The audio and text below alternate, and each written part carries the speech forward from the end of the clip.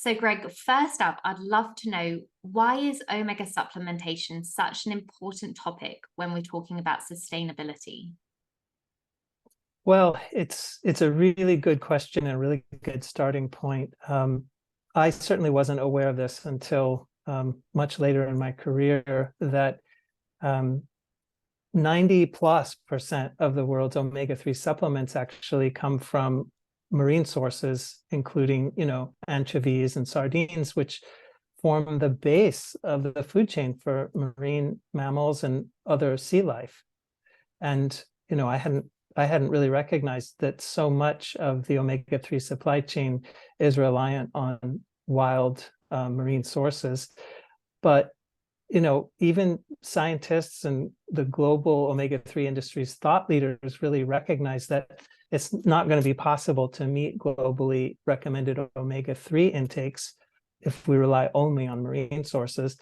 And also really because the vast majority of people all over the world are omega-3 deficient, meaning, we're not getting enough omega-3 fatty acids from the standard Western diet.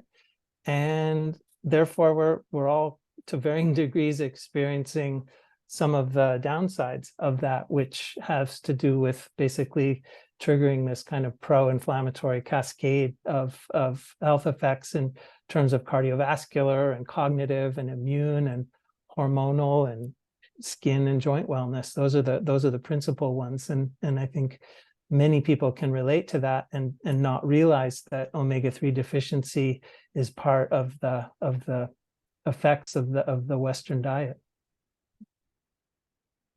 I actually came across a quote by the Global Organization of Omega-3s, EPA and DHA, which I thought was really, really striking. Do you remember exactly what it says? Well, I can paraphrase that, that we're really at a turning point, and there's no way that the marine omega supply chain can meet daily recommended omega-3 intake. So we're really at a pivotal turning point where terrestrial supplies have to come online. Yeah. And I mean, if those are words from the Global Organization of Omega-3s, EPA and DHA, that's really saying something. Correct. I mean, it's not a controversial statement anymore, but there are really significant questions around the timing and the urgency and how quickly we can make a transition away from unsustainable omega-3 sourcing.